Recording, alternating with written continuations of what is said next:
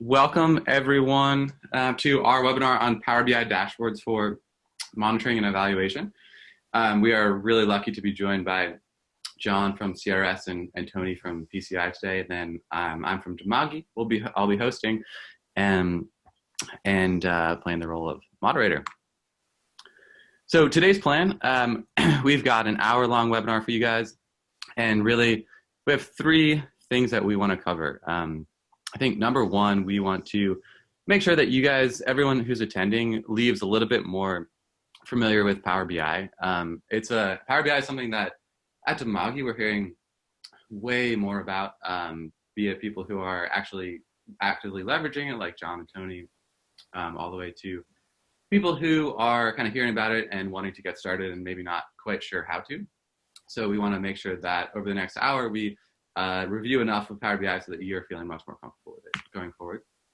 I also want us to offer a framework for everyone listening for how to approach M&E dashboard design, be it in Power BI or whatever other platform you want. I think a lot of the things we talk about today will be applicable to whatever platform that you are using. Again, Tableau, Power BI, anything else out there. And then lastly, both John and Tony they really truly are experts in this field, and I want to make sure that we have some time at the end for a Q&A with them. So I mentioned this before, but if you're just joining, please submit questions throughout the webinar. We've got a couple of folks on our end who are collating it, and at the end we'll pose those questions to John and Tony. But definitely submit them in the Q&A box in Zoom rather than the chat. We'll see them in the Q&A. We won't see them in the chat. So submit those as we go. All right, without further ado, I want to introduce our esteemed panelists here. Just found out that I can't point because it's different for everyone, but on the left side of the slide there, Tony Sang, he's an associate technical advisor for Merle Technology at Project Concern International. He joins us from sunny San Diego, California today, where it's nice and early. Tony supports PCI's use of mobile technologies in monitoring and evaluation, and he's actively involved in deploying technology across the organization. He specializes in GIS, in data visualization, and data democratization, and has done a ton of work in Power BI, like we'll get into. Prior to joining PCI, he spent a couple years in Zambia as a Peace Corps volunteer, and then later as a consultant for a number of different ICT projects in education, technology, and health. So Tony, I actually want to pause here for 1 second and hand the mic over to you. I wonder if you could talk a little bit about how you guys are using Power BI at PCI, just kind of on a larger scale, and then if you wanted to share a Power BI dashboard with the folks who are joining so they give a little taste of what you have been doing. Give me 1 second. Let me stop my share so that we can go over. Yeah, there we go. So over to you, Tony. All right, great. Thank you for the introduction. So I'm Tony. I'm based in San Diego, California, working for Project Concern International, sitting within the monitoring and evaluation unit. So a couple years ago, we started experimenting a little bit with Power BI in terms of integration with ComCare. I think there was some setup on that. There was a natural progression in terms of wanting to dashboards was trending quite heavily a couple years back, and I think right now you see dashboards everywhere. Everything's got a dashboard. Every app can pull up a dashboard.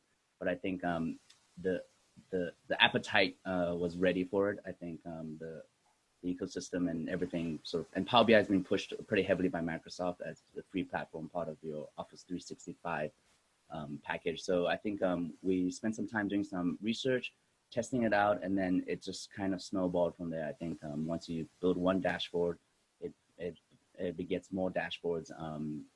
So we've been using it pretty heavily in terms of initially starting for discrete ComCare deployments, actually, to track some of that, how many surveys have been submitted, when they're submitted, not necessarily looking at the actual data, but more of the process and into the data collection efforts.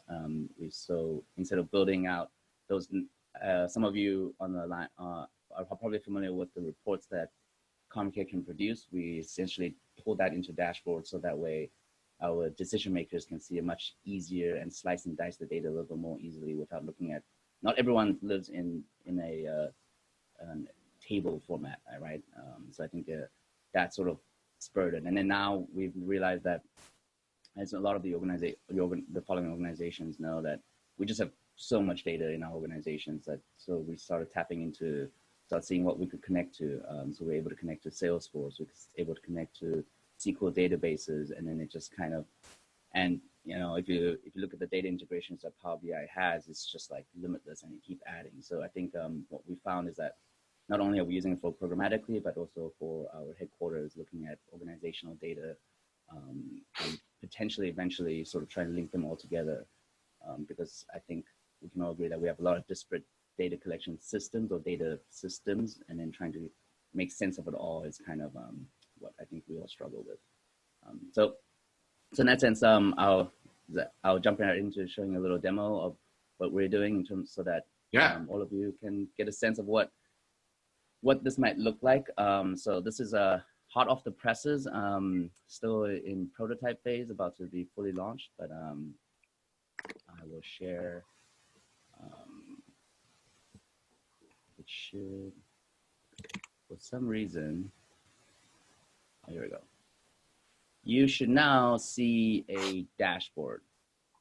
Yep, seeing it. Yeah, so we have this is in Tanzania. We have a school feeding program, a Mugavandoo or Food for Education program.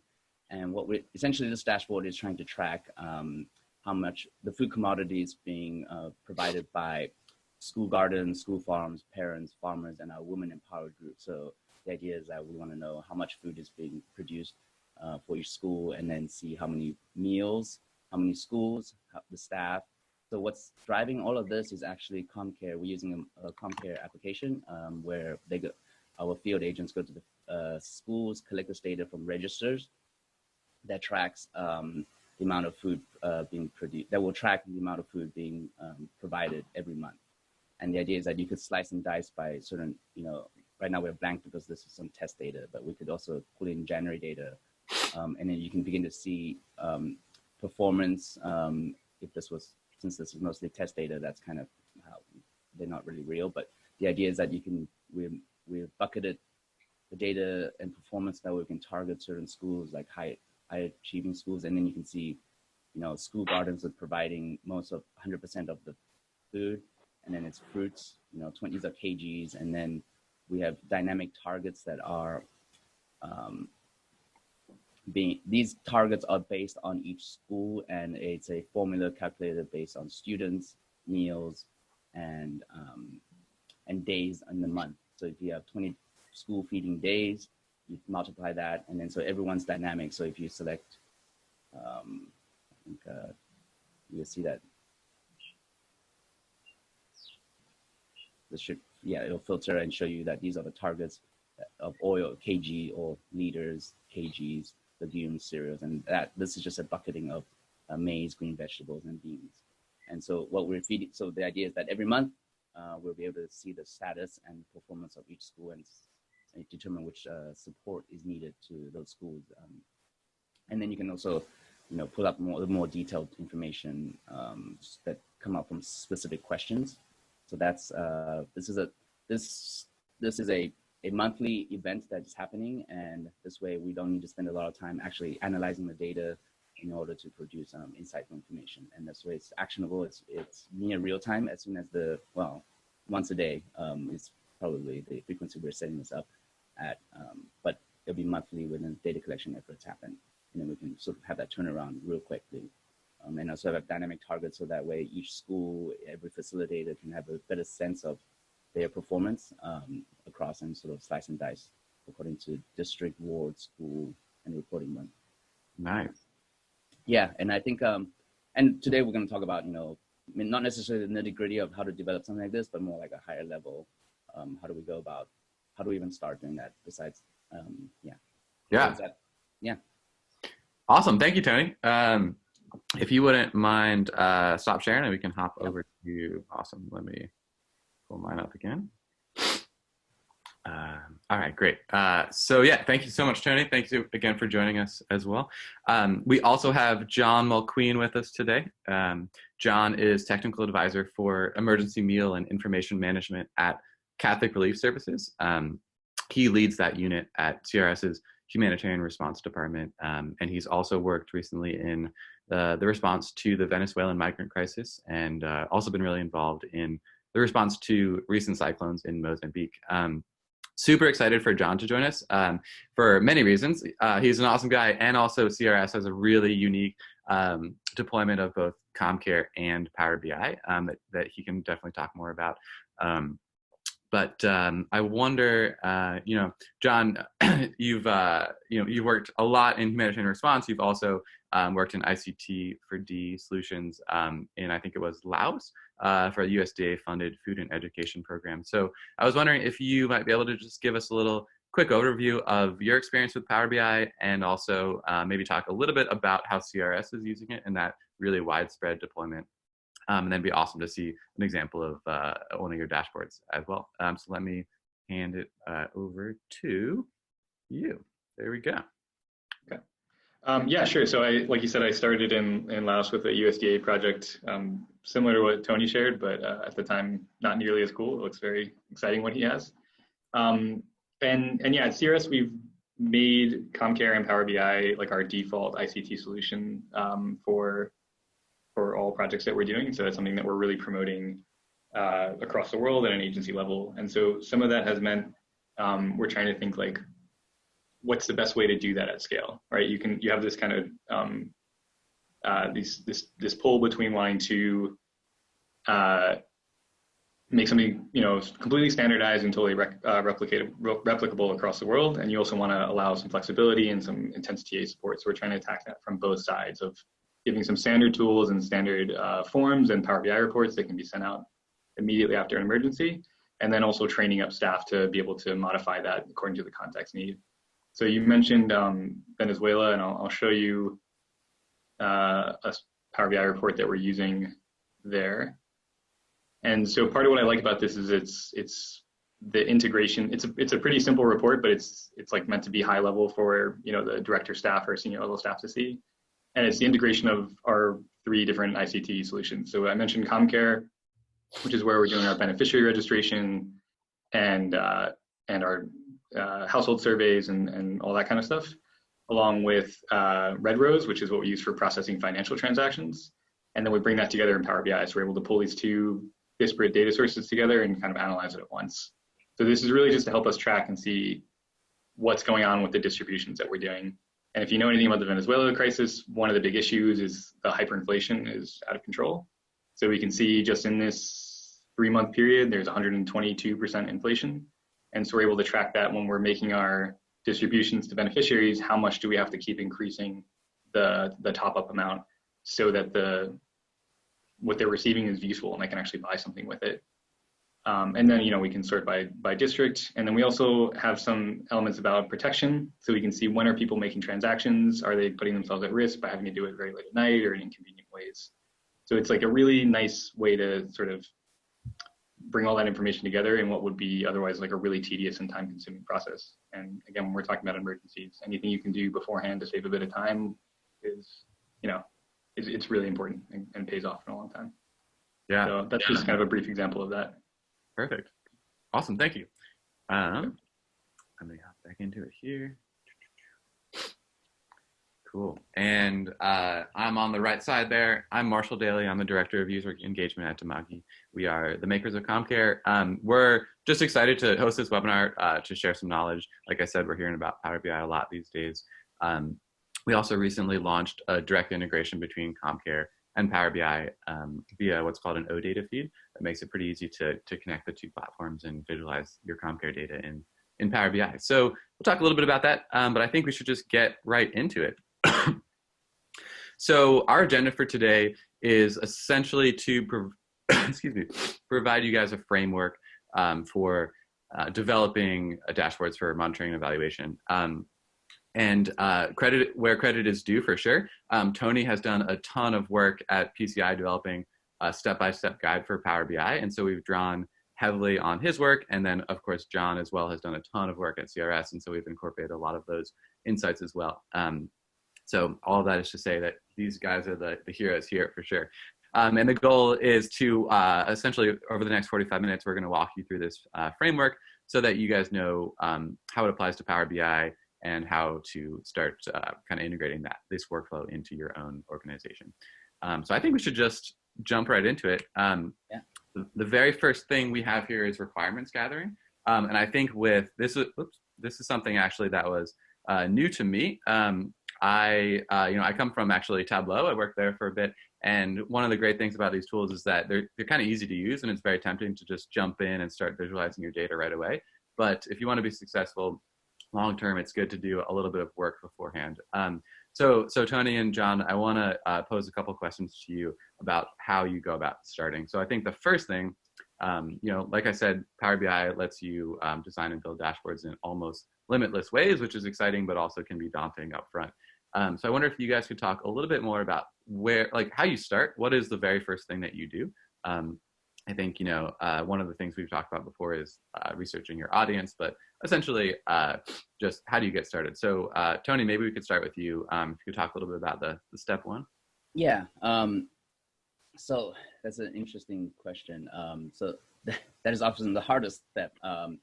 So oftentimes I think when somebody comes to me or a team to ask about it, mostly me, about a dashboard, they want a dashboard. I think we always get confused between dashboard and sort of the pretty visuals from what decisions need to make.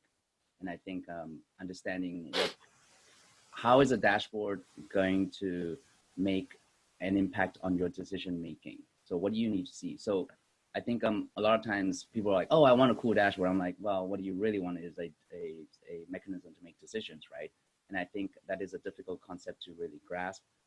So what I do is actually, I wrote a blog post in blog format because that's much easier to consume information. But the idea is that think of a dashboard like where the name comes from, the namesake, a vehicle's dashboard, right? It gives you an odometer, tells you how fast you're going. It tells you how much gas you have. Those are for very specific decision makers. And then so I use that as a framework to actually, so I forward that on to those requesting so they get a sense of, okay, if I need to know if I'm going to speed up or slow down. So that means I need to know how fast I'm going, which means I need a odometer. Or like I need to know how much petrol gas to put into my car, and I need something that tells me I'm empty or not. So those are exactly those visuals, right, that tell you something. So first step is to try to dig through that, and so that's the initial requirements gathering, is to sort of set aside the visual side, and I know that's like super exciting side, and that's what everybody wants to see. That's the super cool product, but that's the shiny object, and then we need to focus a little bit more on sort of understanding that, only because the developer, in this case me, would be spending a lot of time trying to build something unless I know what I'm trying to build. So that's sort of on my end, sort of understanding, what are these decisions that need to happen, and then all the other things fall in. And then, but another key thing is that those decisions need to be for specific people. Because what I've discovered is that if you bring a group of people in, that everybody wants something slightly different of the same information, but understanding that who's your customer or the audience that will be using this, like in the vehicle, right? You can have backseat drivers, but mostly it's for the driver who's operating the vehicle, and that's very important to understand which specific person, because otherwise your scope will just be too big in terms of trying to build and produce something in anything meaningful time. Yeah, that's a really good point. And so, John, I think I want to hear from you, because you guys have a fairly different use case. Like you were saying, in emergency management, things have to happen really fast. And so I wonder what your kind of step one process looks like. I think, in talking to you in the past, it sounds like you've done a lot of work up front. So maybe you could talk a little bit about that. Yeah, I think it's a great metaphor that Tony used, but it's true. Like you said, we want to try and get as much done beforehand so that the time responding to an emergency can just be about dealing with the information that we get. So there can often be, our approach is sort of, we know 90% of the time we're very likely to get a USG funded donor. And so there's a set of indicators that we're going to need, and we're going to do a more or less similar kind of approach. So we want to get the bulk of what we know we're going to see beforehand, that we're very likely to see, to have that ready to go. And of course, there's more customization you can do after that, but it's to say, like, we know we're going to register beneficiaries. We know we're very likely either going to do some kind of a cash or in-kind distribution.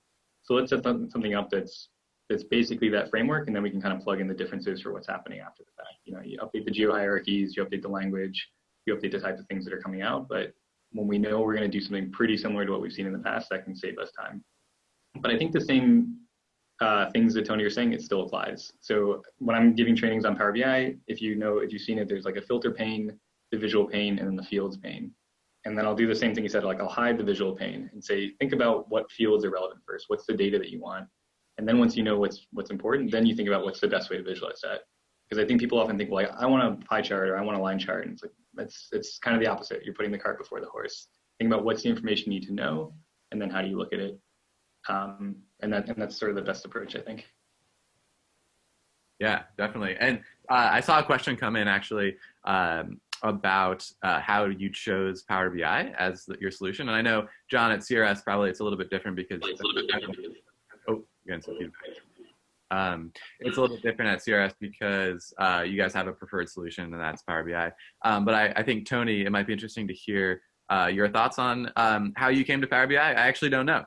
So I'm curious to hear as well. Me too. I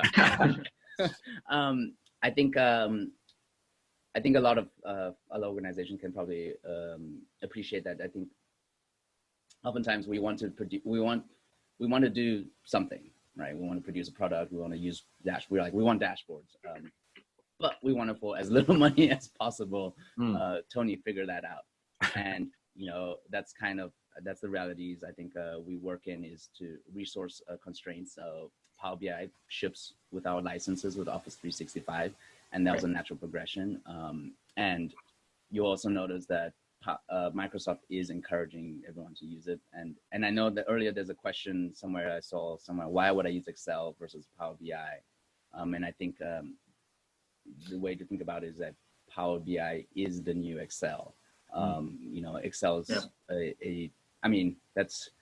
don't quote me on that one, but the idea is that Power BI will be, is shipping with every, Office package. So the idea is that you can do all the, it's just more powerful in terms of visualizing and showing someone that isn't a data person. So like you still do a lot of work. I still do a lot of work in Excel, but then, bring it into Power BI. But so A, it's part of our licensing, and B, what we found is that I don't have much experience with Tableau. I tried a little bit a while back, but I didn't have a good use case of it. But, the pricing seems a little bit not quite. It might have changed quite a bit now, but, now I'm in the ecosystem of Microsoft. So I think that's kind of natural progression of what we did. And the data transformation, cleaning, and ETL, extraction, transformation, and loading into your data, like when you do all that work in order to make your visuals work, is you can do it all within Power BI, and that's sort of that's where I'm doing most of my work. Most of my work isn't actually choosing the colors and the graphs. It's mostly just formatting the data so that I can actually, build a visual that makes sense. And that I do all that, within the Power BI platform. It's very, very convenient for that. And that's sort of how we ended up with that. And now we're here. Yeah, definitely. And so, John, I wanted to ask you, we had, on a previous call, we had talked a little bit about how you guys learned to use Power BI, because that's probably a question that a lot of folks on the webinar are asking themselves. And I think, John, you mentioned that it was a lot of self-learning. Could you talk a little bit about like how you spun yourself up on Power BI? Yeah, I mean, at the time it was still sort of new. So institutionally, we didn't have a lot of materials or a lot of guidance at that time. So I just I just kind of banged my head at it and figured out the best way to do it over time. But I think that is so not having used Tableau before, I'm assuming that's one of the advantages of Power BI, is that it's very intentionally designed to be like Excel. So the calculated columns and the measures, the syntax, it looks and feels very much like an Excel table. A lot of the stuff is meant to mirror Power Pivot, and like that's meant to map very closely to it. So I personally at the time found there's really good forums and there's good help. And I took the same approach I did to teach myself Excel, which is I sort of invented and created problems for myself and then tried to solve them. So I have, the things I have to do for my job, but that's, you might kind of do the same task over and over again. So you're only going to learn a specific skill set. You're going to learn how to do that one thing. So I would go onto a forum and someone else has a question and I would try and figure out their problem. And then that forces me to learn some new problem that I haven't come up with yet, but I'll probably have to find later. So some calendar generation or whatever the case is. Now there's a lot more materials out there. CRS has some guided learning that we do. We have like our own internal staff learning videos, and that's what we give out to staff. And Microsoft has been better about putting out structured tutorials, which I personally haven't taken, but people have told me that they're easier to follow than they once were. But yeah, I mean, it's still, I would say it's definitely still harder than Excel, but it is, as Tony said, it's sort of like that next level. Like it's meant to graduate from Excel when you have more data, or it's just hard to work with. In a related vein, one of the reasons we started using Power BI in our country program in Nigeria, it's also a cash distribution project, but the quantity of beneficiaries is enormous. It was something like 50,000 beneficiaries and just a crazy amount of transactions per month. Like every item was a row. So they would get, hundreds of thousands of records each month, and Excel actually has a 1 million row limit. So it literally wasn't possible to analyze the data more than a month at a time, which was fine, and you could do it, but you can't see any kind of trends. You can't really get any kind of insight on it, and so you're really limited to what you can do. So that's when you graduate up to that. Yeah, that makes sense. And I think also Power BI is starting to have a lot, like a very large user community as well. Yeah. So there's a ton of help you can get that is not like official support, but can really do a lot in teaching yourself, just like by learning. I mean, look at the interest here, right? You have 400 people to show up for a webinar for Power BI. Obviously, there's demand for it. Right. And anyone who's listening, just personally email John and Tony afterwards if you have any questions. Yeah, exactly. And they'll help you get started.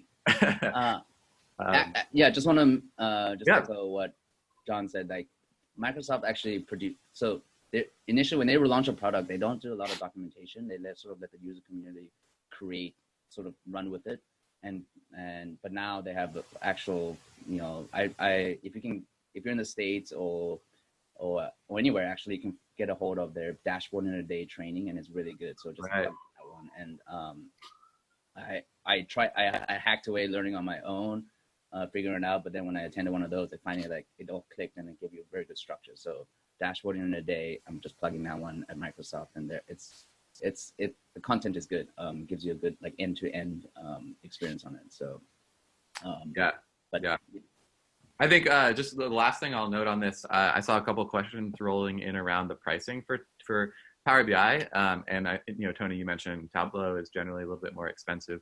I think the really nice thing about Power BI is that the way it's priced, getting started is either free or almost free. And that's very intentional on their part, but it does make it really easy for people who are still like figuring out quite what tool they want to use to get in and start using it without a huge investment upfront. It gets more expensive as you go down the line, but definitely getting started is pretty affordable. You guys both mentioned a little bit about the data integration and ETL process, so I want to actually jump into that for a second. So let me just go back to our slides. Oops. There we go. So data integration. You guys both mentioned how Power BI actually has a lot of functionality around this. And so, we talked a little bit about gathering your requirements and figuring out what data it actually is that you need. But I wonder if you guys could give us an overview of how you're actually integrating data into those, for example, those dashboards you were showing. And this can totally range from, on the manual side, you're exporting from some database and pulling that manually into Power BI, all the way to a programmatic API, for example, that's pulling in data to Power BI. And I think the other thing that would be cool to just briefly chat about is that both of you guys were early testers for the OData feed that links CommCare to Power BI. So I'd love to hear just about your experience actually like getting in the weeds and integrating data between whatever sources you've got and Power BI. Maybe John, we could start with you on this one. Yeah, sure. I mean, so for most of our time, we've been using the daily saved exports in CommCare and linking that to Power BI. And that's really straightforward. Like you make your export like you would for anything else in CommCare, and you get a web link, and that's easy enough to do. The other main thing we do, as I mentioned, Red Rose, our financial transaction platform, we're able to get a direct link from them. But before, that's a more recent thing. Anyway, sorry, that works basically the same way. It's just a web connector. And it will refresh daily. Before, that's when it was more of that kind of manual processing where you'd have to download an Excel file and then link to that. We do make an effort when we are using Excel to not, I find it a bit counterintuitive. Like in Power BI, there's the Excel connector, but that's to the actual like file on your C drive. It's like on your computer. And I don't recommend doing that because you need to then create gateways, or that computer has to be running and whatever. Whenever we do want to use just an Excel file as a source, we save it to a OneDrive or a SharePoint location and then upload it to the cloud and then use the web connector. In that case in Nigeria, that was a situation before we had this direct web connector with RevRose. And so it was just such a massive number of Excel files. It couldn't just be one file. So we created a SharePoint folder and just every month dropped an Excel file in there. And you can also do a kind of transformation where you say, look in this folder, anything that looks like an Excel file, append them together and make them into one giant table. And so that was like a bit more Rube Goldberg-y solution that worked, but every situation is a bit different. We need to figure out what the user need is. When it comes to your data feed, that's become kind of a new standard that we're looking at. And for us, for CRS, because we have a enterprise license with Dimagi, that's the way to go, right? Because it's built into our packaging. We work a lot with partners who don't necessarily or can't use our license, and you have to advise them on whether or not to go with OData feed, which does have a cost implication for them. And then the advice that I've been giving, and feel free to correct me if I'm advising people incorrectly, is like how urgent the data is, right? So the daily save export, you get once per day a refresh, and then that'll port over to Power BI. The OData feed gets you more of that incremental refresh. So if it's really important for you to be monitoring your field workers in the field, or every 2 hours you need that data to come up live again, then it's worth shelling out the extra money for the OData feed. So it depends. I've advised some programs where it says this is important to you, you should do this, and others where it says you can check it once a day and that's fine, and you don't need the extra cost. Yeah, no, definitely. Couldn't have said it better myself. Tony, I want to get your thoughts as well, because I think you are using a number of different data sources, I think. But yeah, so what's that look like at PCI? Yeah, so we don't have an enterprise license with ComCare. So we are probably a little more federalized, as in our projects sort of that's sort of the tradition, like the way we've operated in the past. And we're slowly trying to shift away, but not, so just overall, what we do is more standards approach now. It's like you can choose whatever platform you want based on your budget, you decide, but we recommend these ones, and we ideally would want these certain criteria met, one being able to access remotely the data or cloud-based or anything like that. So sort of this a standards approach, because we are aware and we don't have the capacity to go all in on a platform per se, but we can at least sort of have a little guidance, and all our projects are different sizes. So just a little background on that. But in terms of connecting to data, I think the traditional, what spurred all of this was that originally ComCare had an Excel feed that you could connect ComCare to Excel, but it's like a full download of the Excel of this connecting to Excel, and then you just press refresh. It was an obscure documentation within ComCare, but I think we took that and then sort of me and myself and an intern experimented with how to connect it to Power BI, and I think there was a couple forums, a couple threads on that on the Dimagi forum, and that sort of was our traditional way. And then we still do that in some of our legacy platforms that still have that integration, because the reality is that cost is a big limiting factor for us in terms of for some of our projects. Some of our bigger ones, we can have the means to actually connect with the OData, and that's like much more convenient without using a gateway. So we have a hodgepodge of all the connections. We use gateway connections for ComCare at least, as well as the OData feed. And then in terms of so I also build other dashboards that aren't necessarily M&E related. And so I've been able to connect with Salesforce connections, like Postgres SQL databases in our countries that host an ODK server. So that way we can actually connect the data and actually build a visual off of that. We've been able to connect with SharePoint, as John mentioned, with Excel, and so we're doing all kinds of things that essentially it's a mix from like real time to manual. But the key is to figure out at what point, how far back can you go to automate some of the work. If you constantly have to produce an Excel file that needs to be manually updated, or manual configurations or pivoting, etc., that's where it needs to, you need to figure out where that is before you build your Power BI dashboards. And Power BI and dashboards only really work if it's automated. If otherwise it's just report generating static reports. Like you really have to think about end to end, and you got to think about building something that will be auto magic, as they call it. So that way, I hands off, data comes in and then it just updates things automatically, and understanding where it stops for someone's manual work, or I call Excel gymnastics, right? Like there's a part there, and then from there, I can cater for Power BI. So like understanding where that is, and then you put that where it can be automatically got, such as a SharePoint or OneDrive or Google Drive or wherever. But yeah, so I actually just saw something coming on the chat from Zoltan. He says, I would caution against minimizing the potential barriers. Power BI will play nice under the assumption that your data is spotlessly clean and organized. And I think that's an incredibly salient point here. And so I wanted to, let me just go back to the slides for 1 second here. I wanted to bring us whoops, let me get back to the slides. There we go. To the question of data modeling and how you go about manipulating your raw data for visualization, right? Because like oftentimes that raw data is not, you guys just talked about it a little bit, right? It's not ready for direct visualization. So I was wondering, Tony, you were just talking about Excel gymnastics, but how do you go about deciding, Power BI has some pretty powerful features around data I don't know if transformation is the right word, but data modeling, I guess. Shaping. Yeah, exactly. So I was wondering if you guys could help the audience kind of understand like when to do things in Power BI versus when things need to be done outside in something like, if you're going real fancy in Alteryx for ETL, or just maybe just, messing around in Excel or something like that. So yeah, just pose that to both of you guys, actually. Yeah, I think Zoltan. Go ahead.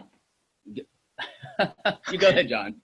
Okay. I mean, I think Zoltan's point is really interesting. If anyone's ever read the book Geek Heresy, the idea of like tech is not necessarily either good or bad; it can just amplify something. So if you have bad data, like now you have a lot of bad data. So it's true, you do need to think about like how you're going to deal with that. On the other side, cleaning data manually, going back to your form or in Excel, is also a lot slower, and so you can clean data a lot faster in Power BI.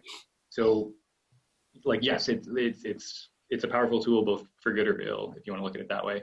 I think when you think about where you want to do the cleaning, in some ways from a load perspective, it's best to do it as far away from your report as possible. So as closest to the source, because that will minimize the amount of like effort that has to load when you load that report. That might not always be the best thing, because it might be. Hey, John, just for people who aren't familiar with Power BI, can you talk a little bit more about what you mean about like the load? So if we look at it from data input, so you have your enumerator filling out a form on ComCare, and then the other end is the consumer consuming the report, reading that report at the end. So that's like your path. And so the closer to where the data started would be the farthest away from when that data has to load. And like the last thing might be a calculated column at the end. That's going to be the last thing Power BI tries to do before it presents the data. And that will be more resource intensive. So it might take the report longer to load. It might be slower if the internet connection is not great, whatever.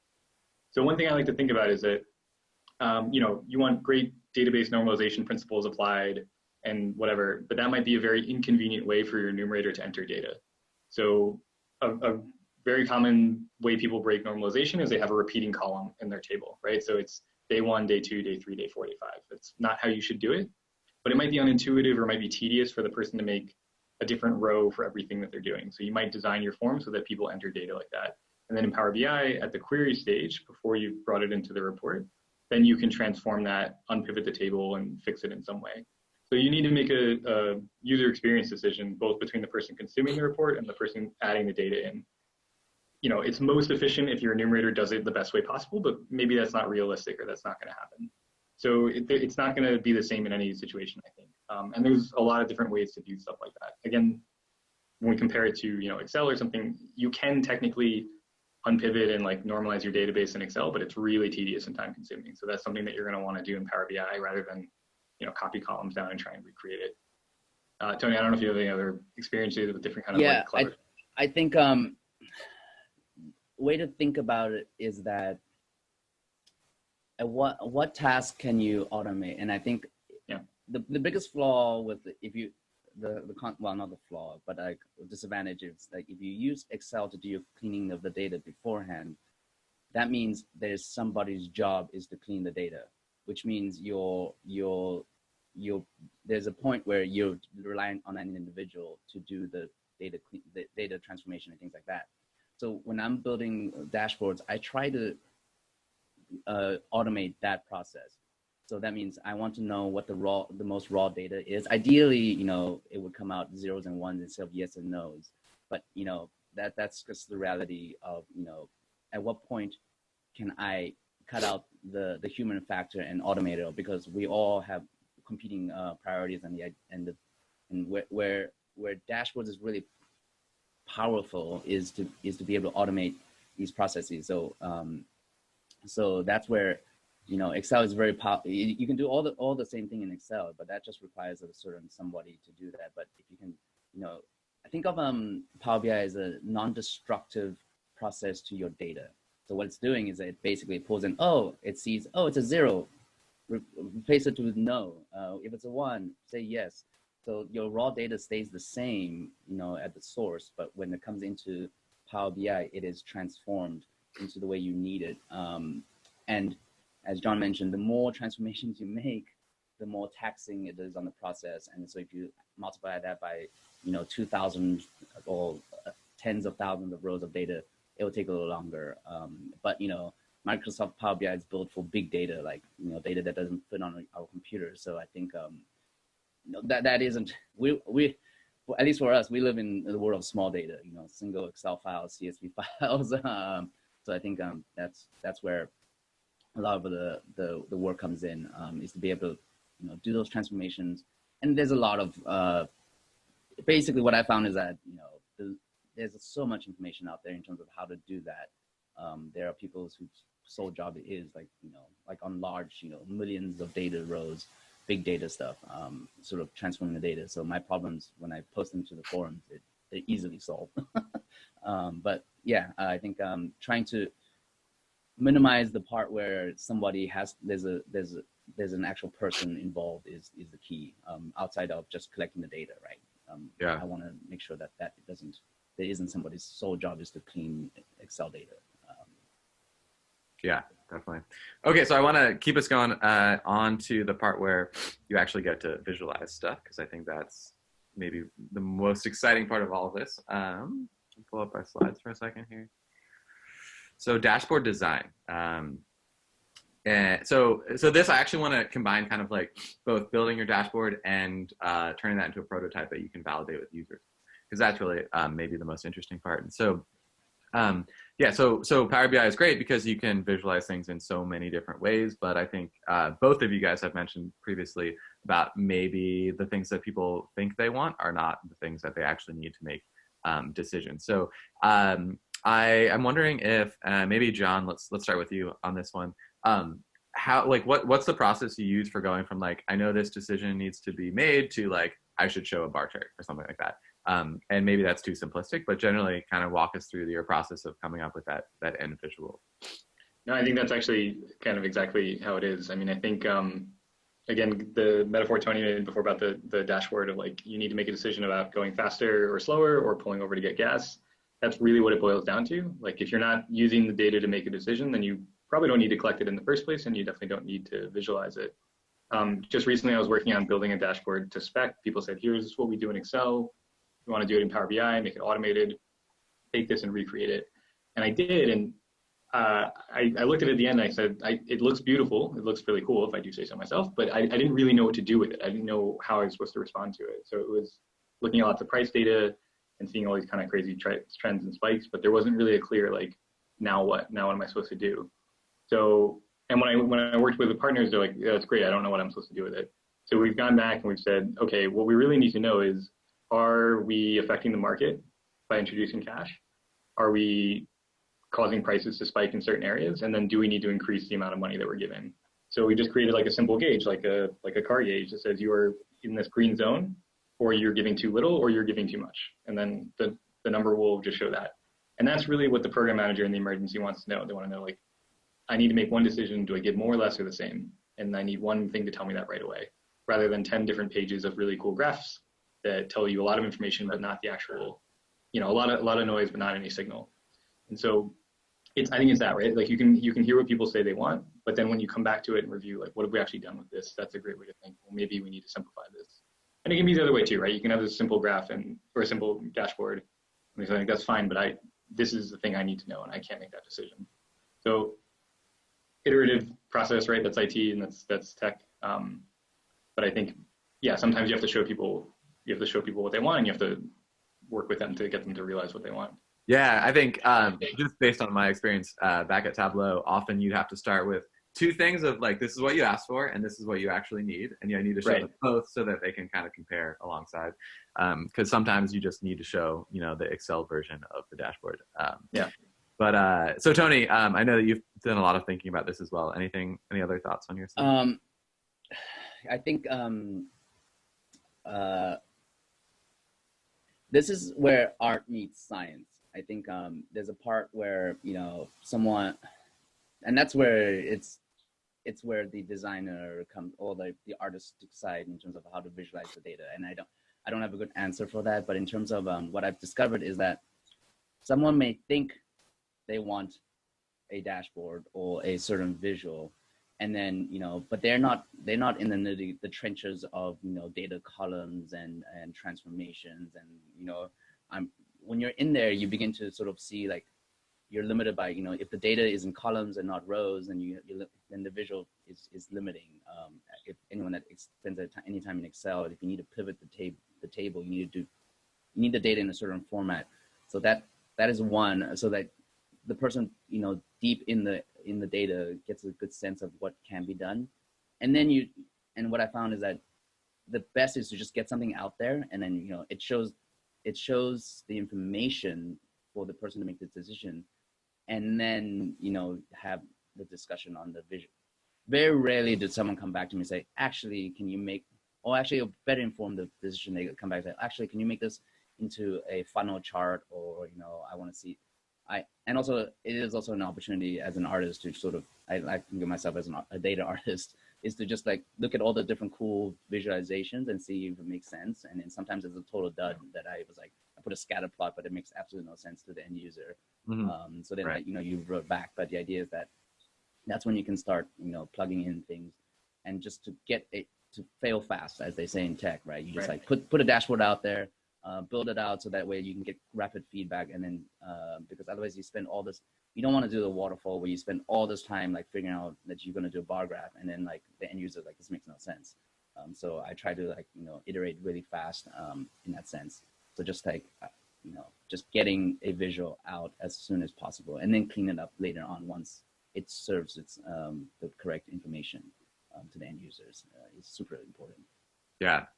I just checked the time and we're running a little short. I want to leave time for questions. So let me hop back to our slides here and kind of combine the last two points. So essentially you've collected your data, you've built your dashboard. Now it's time to actually get it out there, finalize and publish it. And then also something we've talked about in the past is monitoring it and iterating on it over time. Because when you hit publish, it maybe is not actually the last step. And so I think with Power BI, it's super cool because you can publish in so many different ways. And so, John, I know that you guys, again, CRS uses Power BI so extensively. I wonder if you could give us a sense of how people are accessing your Power BI dashboards. And Tony, I'll have the same question for you as well. Yeah, we have really two very different experiences, I think, because like you say, when we do it internally, it's really seamless. We tend to build things out on team sites, and then that's the workspace where people interact with the report. And that, it's all Microsoft, right? So it's all Office, it all builds together really nicely, and that makes things pretty easy in terms of access and knowing where to find things. But then when we work with partners, it's an outside environment. They often don't have organizational accounts, so it's like someone at Gmail, and then they don't necessarily have the ability to upgrade to a pro license. So then that can be like a totally different approach where we're sharing out actual PBIX files, or we're hosting the PBIX file on a OneDrive link that they then go to more often. And so it's kind of both. Would be just for the people on the core Power BI file, right? Right, that's like the desktop thing that you open up. So it's not published. The downside to that, of course, is that it's not like you have to refresh the data every time you open it up, and it's kind of a heavy file. And yeah, it's not ideal, but there are two extremes of operating environments to work in. So it is certainly a lot easier if you're in the walled garden of Microsoft's products, but that's not always that's not always possible. Totally, yeah. And I think, again, for folks who are coming to this new, there is a pretty big distinction between your local desktop files and publishing it to the web. Even for this webinar, we were thinking like, let's just show on the web. Oh, but wait, what if the internet's not great and things are really slow? Maybe we should show on desktop, right? So there's a lot of kind of like behind the scenes considerations when you're thinking about, do you want to share that file or publish up to the web? Tony, from your side, you've actually, for folks who are joining us, Tony's built out an entire website, PCI Mobile Tech, I think it is, .com, where he shares dashboards. So Tony, I wonder if you could just tell us a little bit about how you're publishing and sharing dashboards. Yeah, so we have SharePoint, but unfortunately, the way we've structured it, in some of it, it's a little tricky to access from the field from partners because they're not part of your ecosystem, your organization. So actually, this started a couple years back. I got approval to build out a WordPress site, and then part of it was to actually post a lot of CommCare tutorials that I was getting pinged on and sending the same emails. So I would do user guides and then post it on there, and then how to update an app, how to install a new one, how to refresh, so that way I can just send a link and out of laziness, and I don't want to constantly do the same work over and over again. But then Power BI allows you to embed iframes. If anybody of the web developers out there, you just basically embed this link inside the website, and then all of a sudden your dashboard pops up. So we do that in terms of it's probably not the best way to do it, but in terms of sharing out to different stakeholders, just to get a visual out. So we've embedded those into an open site, and then I know some of our projects in certain countries have their own internal websites. And then they've been able to post their dashboards on there, embedding the link. And with the WordPress side, the beauty of it, then this is all without, in the perfect world, would all be on Power BI, and then you can sort of log in and interact within the Power BI dashboard.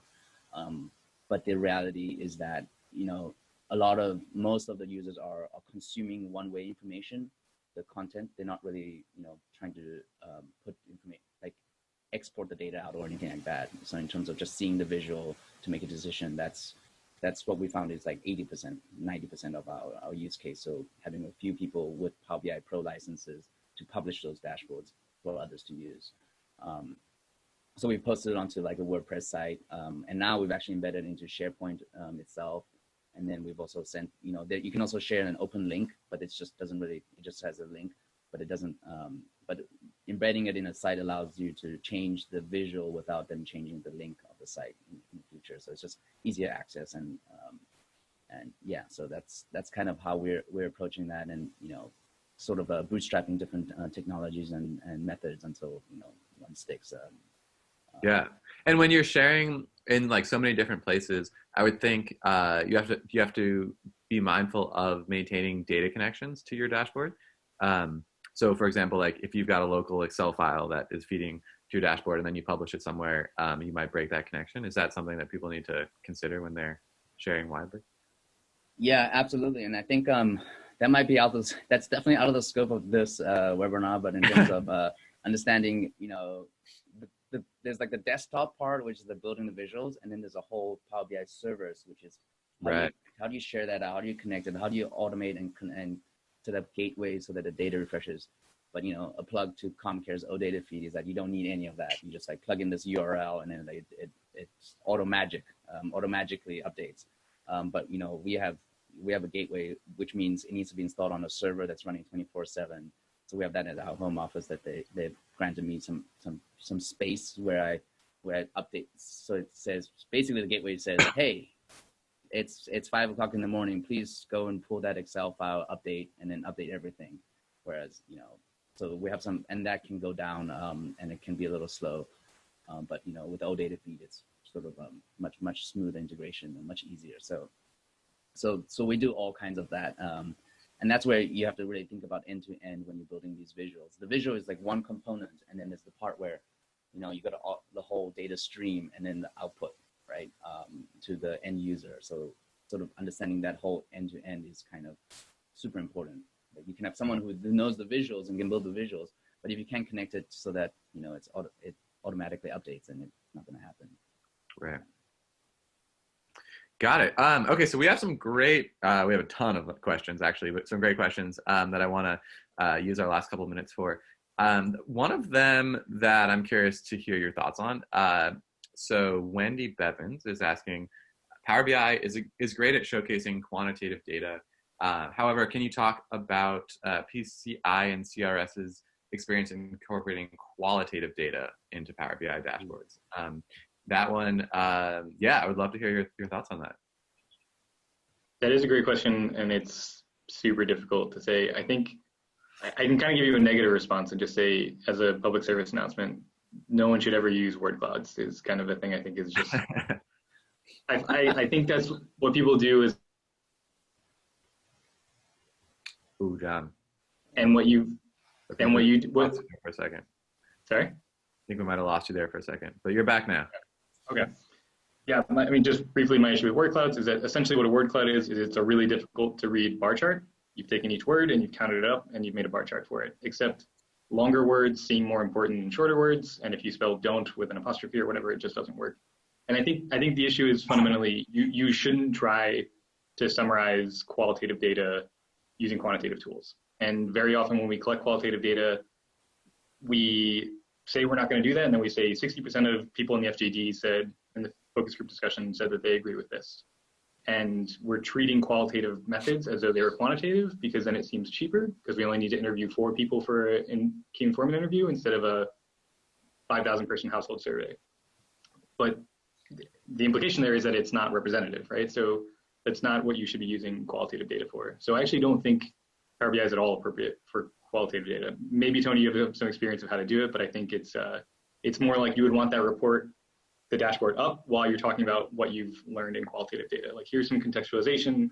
You know, we talked to people and they said, hunger is a big problem. Here's where all the drought is in all the regions or whatever. So that's some supporting data to go with your qualitative data, but I don't think it's appropriate to visualize. Yeah, short answer is that qualitative data is probably not going to be visualized.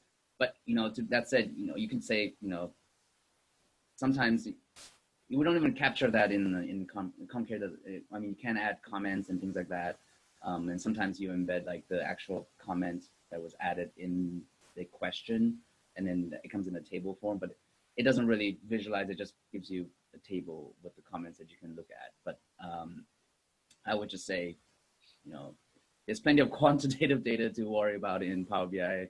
And then, you know, there's other, you know, methods in terms of tools to quantify qualitative data. I think we're requiring more manual process, but that's a tricky one, and I don't have a good answer for that one. Yeah. Just don't use word clouds. No word clouds. Someone agrees with take away one thing from this webinar. Yeah, no exactly. Yeah. So we have like dozens of questions about like, we're kind of talking in theoreticals right now, which is that was definitely the point. But I think a lot of people are curious to like figure out how to, like, where the rubber meets the road kind of thing, and what to do when this webinar ends and they want to get started. And I wonder if you guys have recommendations on, like, you know, you mentioned a lot of self-learning that you guys did, but where people, like, you know, after today, where people might go to start their own Power BI journey. Yeah, I mean, so for the CRS folks that are in the room, go to CRS Learn. That's not helpful for the people outside of CRS. Right. Again, like Microsoft, their own, I can find the link and put it in after. It's like forums.microsoft Power BI or whatever. There's a really great user community there, and I think they're also very helpful at teaching you how to phrase the question right. A lot of what I've found eventually useful for me was I had a really great like IT mentor that kind of helped me learn at some point more the database side of things, like understanding relational databases. And I had a dozen just drafted emails where forcing myself to write the question to it properly helped me figure out the answer. And so I think that's sometimes you just need to know what you're even trying to ask. So that form I found really helpful. I'll find the link and post it in the chat box. Awesome. Tony, on your side? Yeah, I think, see, so for anyone that isn't like data people, I will have you know that I have no data background. I barely know what is statistics, you know. I don't come from a tech background really. More of a, you know, I just click things until things happen. And part of it is that I would recommend that you just, you know, there's a lot of resources out there. We can share that out there, but, you know, find, you know, Power BI is one of those, I think you have to jump both feet in, you know, just head first, just jump right in, and like, and it's going to be very frustrating and then initially, but then, things start making sense a little bit more. And like those with a strong Excel background, you will have a much easier time to get grasp this. And then, so part of it is being able to really, just plug away at it. And and there's a lot of resources out there. And then I think we'll probably share out some good, Microsoft puts together like courses that is self-paced, sort of walk you through the whole platform. And that's really helpful. I mean, the use case is maybe more business orientated, but it's easy to extrapolate and put into our use case. And I think, so getting started is like, it's free. Even the desktop for non-Office 365 is free to at least start. I would start with like, you have an Excel file, bring that in and then start playing around and then sort of figure out, what are these buttons for? And I think, that's kind of how it all starts. Yeah, I can't emphasize it enough of just connecting to an Excel file and starting to play around. It's how I learned. Sounds like it's similar to how you guys learn too. Yeah. Definitely. So we're about at time. I don't know, Tony or John, if you guys had any final thoughts, but otherwise we can wrap it up here. I think like what you said, don't be afraid to jump into it and challenge yourself. Like think of a random thing that you want to make, like just even if you're saying like tracking your own timesheet or something like that, give yourself a task to practice on, and then that would be the best way to advance yourself. Like something outside of your work, something that you don't have to do, but you can do in your spare time. Yeah. Absolutely. And just to say thanks again to Dimagi for hosting this. This has been fun. I appreciate being invited. So thanks to you guys. And thanks everyone for showing. There's a lot of participants here. So for all the great questions, I'm sorry we didn't get to them all. Yeah, absolutely. Echoing John said, it's like, there's a lot of, just have to just jump right in. And I think having an environment where your supervisors sort of let you sort of experiment around with this, I would highly encourage it. I think Power BI is going to be, it is already very, big and important in terms of this space. So it's not going anywhere. Yeah, no. It's worth the investment, I think. Is what it's worth the investment. It'll pay the dividends. Yeah. You will have no shortage of work in terms of building dashboards. So just kind of and I think I could see this spinning off into a lot of very technical side conversations or webinars, but for now this is more of a high level. And thank you for those that have stuck around. And Dimagi. I guess you're over there or down here. I'm not sure where you are in terms of everyone else's screen. Well, thank you guys so much for joining us. Like both of you mentioned, there's tons more to talk about, and we might post a couple more webinars that get a little bit more nitty gritty, and maybe we'll do some tutorial stuff like that. But for now, thanks everyone for joining us. We will send out a recording to everyone. And I'll also message some of you folks who submitted questions that we didn't get to, and we can kind of chat about those more. So thank you, John and Tony, and we will see y'all later. Yeah. Bye, guys.